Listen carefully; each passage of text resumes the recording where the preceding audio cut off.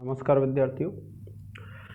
आज इस लेक्चर में हम पढ़ेंगे अन्नम भट्ट की जो लिखी हुई किताब है तर्क संग्रह, और अन्नम भट्ट लिखी किताब तर्क संग्रह का जो 7 पदार्थों में से तीसरा पदार्थ है जिसका नाम है कर्म।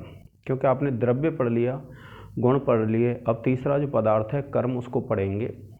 तो कर्म क्या होता है कि चलनात्मकम कर्म, कि जो हम चलते हैं, यानी एक स्थान से जब दूसरे स्थान पर हम जाते हैं तो वह हमारा क्या कहलाता है, अन्नम भट्ट के अनुसार कर्म कहलाता है। तो क्या कहते हैं, चलनात्मकम कर्म, कि जो हम चलते हैं वह क्या कहलाता है, कर्म। अब ये कहते हैं ऊर्ध्व देश संयोग हेतु उत्क्षेपणम, क्योंकि इसके 5 भेद हो जाते हैं, उत्क्षेपण, अपक्षेपण, आकुंचन, प्रसारण और गमन। जो कर्म है उसके कितने भेद हैं, 5 भेद हैं, उत्क्षेपण, अपक्षेपण, आकुंचन, प्रसारण और गमन। तो जो उत्क्षेपण है उसको बताते हुए अन्नम भट्ट कहते हैं कि ऊर्ध्व देश कहते हैं ऊपर। जब हम कोई वस्तु ऊपर फेंकते हैं तो संयोग हेतु उत्क्षेपण। जैसे मान लीजिए कोई गेंद है, हमने ऊपर फेंकी, तो ऊपर की तरफ जब जाएगी तो वह जो हमारा कर्म है वह कौन सा कहलाएगा, उत्क्षेपण। ऊर्ध्व देश संयोग हेतु उत्क्षेपण, कि ऊर्ध्व देश ऊपर के देश से संयोग का जो हेतु होता है वह कौन सा कर्म होता है, उत्क्षेपण। अब कोई वस्तु मान लीजिए गेंद है आपके हाथ में, आपने छोड़ दी, जमीन पर गिर जाती है, नीचे के संयोग करती है, तो अधोदेश संयोग हेतु अपक्षेपणम, के अधोदेश कहते हैं नीचे के देश से संयोग का जो हेतु होता है उसको कहते हैं हम अपक्षेपण। जैसे आपने कोई वस्तु नीचे गति की, आपने हाथ से छोड़ दी, नीचे गिरी, तो वह जो कर्म है वो कौन सा कहलाएगा, अपक्षेपण। शरीरस्य सन्निकृष्ट संयोग हेतु आकुंचन, कि जैसे मान लीजिए ये शरीर है हमारा, तो ये हाथ हैं, इनको अगर हम अपने शरीर के समीप लाएंगे तो इसका जो हेतु है वह क्या कहलाएगा, आकुंचन। यानी शरीरस्य सन्निकृष्ट हेतु आकुंचनम, और इसको अगर यूँ फैला देंगे तो ये कहलाएगा प्रसारण। तो शरीर के समीप अगर कोई वस्तु आती है जो संयोग होता है तो वह कहलाता है आकुंचन कर्म। और विप्रकृष्ट कहते हैं, जैसे मान लीजिए ये संयोग है, इसको अगर हाथ को हम यूँ फैला दें तो ये क्या कहलाएगा, विप्रकृष्ट, यानी प्रसारण।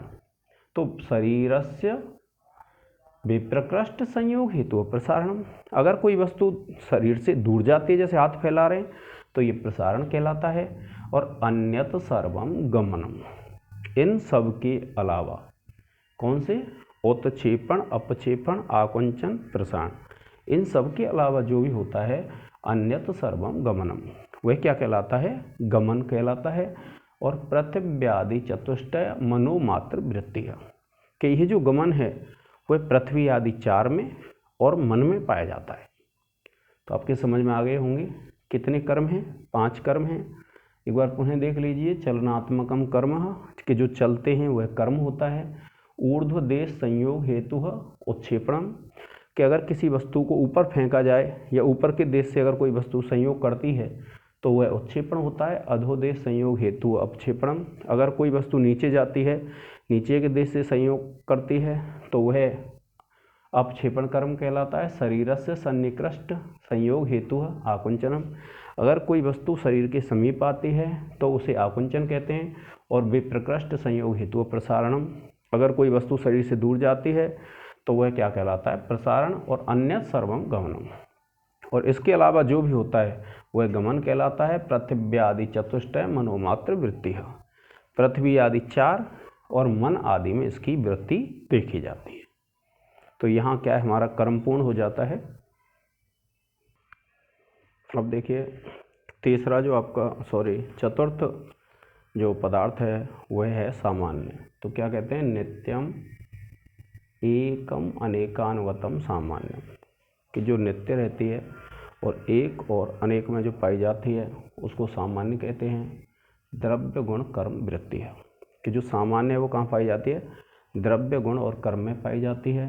और तद्विदम, जो सामान्य है वो दो प्रकार की होती है, पर अपर भेदात, यानी पर सामान्य और अपर सामान्य।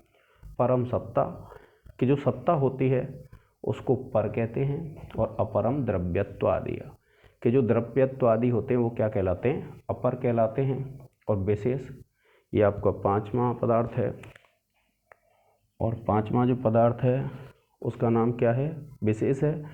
क्या कहते हैं, नित्य द्रव्य वृत्तयो व्यावर्तका विशेषा, कि जिसकी वृत्ति नित्य द्रव्यों में पाई जाती है और उनमें पृथकता लाने वाला जो होता है उसको कहते हैं हम विशेष। जैसे कोई भी द्रव्य है, क्या कहा, नित्य द्रव्य वृत्तयो, जो नित्य द्रव्य होते हैं उनमें विशेषता जो लाने वाला होता है उसको कहते हैं हम विशेष गुण। अब देखिए, जो हमारा छठवां पदार्थ है तर्क संग्रह का, उसका नाम है समवाय। आपने शुरू में पढ़ा था कि दो प्रकार के संबंध होते हैं, एक संयोग और एक दूसरा समवाय। तो क्या कहा, नित्य संबंधः समवाय, कि ऐसा संबंध जो हमेशा पाया जाता है उसको कहते हैं हम समवाय संबंध। तो क्या कहा, नित्य संबंधः समवायः, कि जो नित्य संबंध होता है उसको कहते हैं हम समवाय संबंध। अयुत सिद्ध वृत्ति, कि उसका व्यवहार कहाँ देखा जाता है, अयुत सिद्ध में।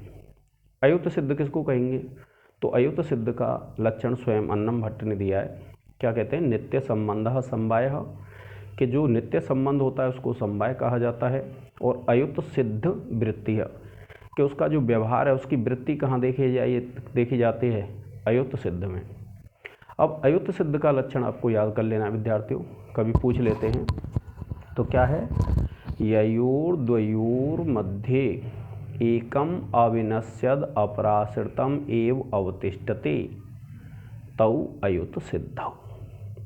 क्या कहा कि एक ययोर द्वयोर मध्य, जिन दो के बीच में, एकम एक, अपर आश्रितम एव, एकम एक, अविनश्यद, अविनश्यद कहते हैं नष्ट न होता हुआ, अपराश्रितम एव अवतिष्ठते, दूसरे पर ही आश्रय रहता है, तो अयुत सिद्धौ, उनको क्या कहते हैं, अयुत सिद्ध कहते हैं। मान लीजिए ये दो चीज़ें हैं, अब दो चीज़ हैं तो जिन दो में एक जीवित रहता हुआ दूसरे पर आश्रित रहेगा, उन दोनों का संबंध क्या कहलाता है, आपका अयुत सिद्ध संबंध कहलाता है। जैसे देखिए, एक उदाहरण दिया इसने, अवयव और अवयवी। ठीक है, अवयव होता है, मान लीजिए हाथ है, और अवयवी हो गया शरीर। ठीक है, ययोर द्वयोर मध्य एकम, जिन दो के बीच में एक, अविनश्यद कहते हैं नष्ट नहीं होता हुआ, अपराश्रितम एव अवतिष्ठते, दूसरे पर ही आश्रित रहता है, उन दोनों का संबंध कहलाता है अयुत सिद्ध। ये उदाहरण है अवयव और अवयवी का, हाथ और शरीर। जैसे मेरा जो शरीर है वह तो क्या है, अवयवी है, और जो मेरा हाथ है वह क्या है, अवयव है। तो जब तक जीवित रहेगा तब तक हाथ मेरे शरीर पर आश्रित रहेगा। तो हाथ और शरीर का जो संबंध है वह क्या कहलाता है विद्यार्थियों, अयुत सिद्ध संबंध कहलाता है। दूसरा उदाहरण दिया गुण और गुणेनव। जैसे मान लीजिए गुण है, गुण और गुणी का उदाहरण क्या लेंगे आप, मैं मान लेता हूं दूसरा उदाहरण, गुण और गुणी। ठीक है विद्यार्थियों, जैसे मान लीजिए गुण में मान लेता हूँ मैं, जैसे गुण में आप मान लो रूप है, ठीक है, और ये गुणी है धागा। तो जब तक ये जीवित रहेगा तब तक धागे पर निर्भर रहेगा, नष्ट हो जाएगा तो अलग अलग हो सकता है। ऐसे ही दिया है क्रिया क्रियावंतो।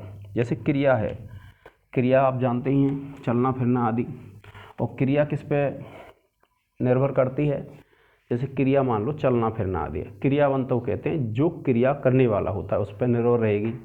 इसी प्रकार से जाति है, व्यक्ति पर रहेगी। जैसे मान लीजिए गोत्व जाति है, और गाय जो है वो क्या है, व्यक्ति है। तो गोत्व जाति जब तक जीवित अवस्था रहेगी तब तक उस गाय पर निर्भर रहेगी। विशेष नित्य द्रव्य, विशेष और जो नित्य द्रव्य होते हैं, तो जब तक ये जीवित अवस्था में रहते हैं विशेष नित्य द्रव्य पर आश्रित रहते हैं। तो इस प्रकार का जो संबंध होता है वह क्या कहलाता है विद्यार्थियों? अयुक्त सिद्ध संबंध कहलाता है। अब देखिए अंतिम जो पदार्थ है हमारा, अब देखिए विद्यार्थियों अंतिम जो पदार्थ बचता है हमारा, उस पदार्थ का नाम है अभाव। क्योंकि 7 पदार्थ माने थे, 7 पदार्थों में अभाव अंतिम पदार्थ है। अभाव का अर्थ होता है किसी वस्तु का न पाया जाना, वही क्या कहलाता है? अभाव कहलाता है। तो देखिए अनादि, अनादि कहते हैं जिसका प्रारंभ नहीं होता, जिसका आदि नहीं होता, सा अंतः, लेकिन अंत होता है, उसको कहते हैं प्राग भाव। प्राग भाव कहते हैं, प्राग का अर्थ होता है पहले से, अभाव का मतलब होता है अभाव। उत्पत्तेः पूर्वम कार्यस्य, वह कार्य की उत्पत्ति से पहले पाया जाता है। प्राग का मतलब होता है पहले से अभाव। जैसे मान लीजिए मिट्टी में से जैसे घड़ा बनना है लेकिन घड़ा बना नहीं है, तो वह जो अभाव है वो कहलाएगा प्राक अभाव। क्या कहा? अनादि, उसका आदि नहीं होता है, सा अंतः, लेकिन अंत होता है। क्योंकि अंत इसलिए है क्योंकि उत्पन्न नहीं हुआ है, और अनादि इसलिए है कि उसका आदि नहीं है। और प्राग भाव पहले से ही जिस वस्तु का अभाव है, कब? उत्पत्तेः पूर्वम कार्यस्य, अर्थात कार्य की जो उत्पत्ति होती है उससे पूर्व जो अभाव पाया जाता है उसको कहते हैं प्राग अभाव। सादिह अनंतः प्रध्वंस, कि सादि आदि से युक्त होता है, प्रारंभ होता है लेकिन उसका अंत नहीं होता है, उसको कहते हैं प्रध्वंसा भाव। अर्थात जब वस्तु बन जाती है, मान लीजिए घड़ी का निर्माण हो गया और वह अगर नष्ट हो जाता है तो वह कहलाएगा प्रध्वंस अभाव। कौन सा अभाव हो जाएगा विद्यार्थियों? प्रध्वंस अभाव। सादिह अनंतः प्रध्वंसा, यानी जब वस्तु की उत्पत्ति हो जाती है और उसके बाद जब उसका अंत होता है तो उसको कहते हैं प्रध्वंस। उत्पत्ति अनंतरम कार्यस्य, जब कार्य की उत्पत्ति हो जाती है और उसके बाद जब वस्तु नष्ट होती है तो वह होता है आपका प्रध्वंस अभाव। त्रैकालिक संसर्ग अवच्छिन्न प्रतियोगिता को अत्यंत अभाव, जिसमें तीनों काल यानी भूत वर्तमान और भविष्य काल के संबंध का अभाव पाया जाए उसको कहते हैं अत्यंत अभाव। जैसे यथा भूतले घटो न अस्ति इति, जैसे भूतल पर घड़ा नहीं है, ये जो अभाव होगा यानी पहले भी नहीं था, अब भी नहीं है और भविष्य में भी नहीं होगा, तो यह जो अभाव है विद्यार्थियों वह कहलाएगा आपका अत्यंताभाव। अत्यंत का तात्पर्य है तीनों कालों में जिसमें संबंध का अभाव है।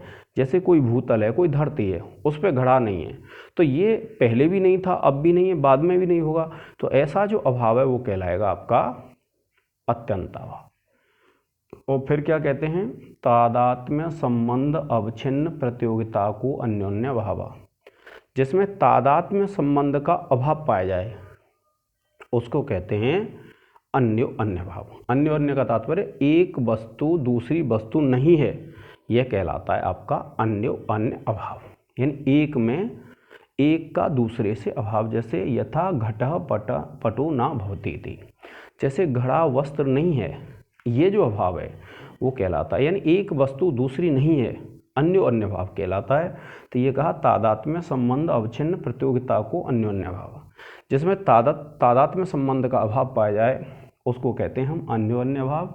यथा घटः पटो न भवति इति, जैसे घड़ा वस्त्र नहीं है, तो ऐसा जो अभाव है वह क्या कहलाएगा आपका अन्यो अन्य भाव कहलाएगा। और इस प्रकार से अभाव हो जाते हैं। और देखिए फिर क्या कहते हैं, उपसंहार करते हैं, सर्वेषां पदार्थानां यथा यथम उक्तेषु अंतर्भावा सप्तै पदार्था इति सिद्धम, के सभी पदार्थों का जो कहे गए हैं उन सभी का इन 7 पदार्थों में ही अंतर्भाव हो जाता है, इसलिए भैया 7 ही पदार्थ हैं।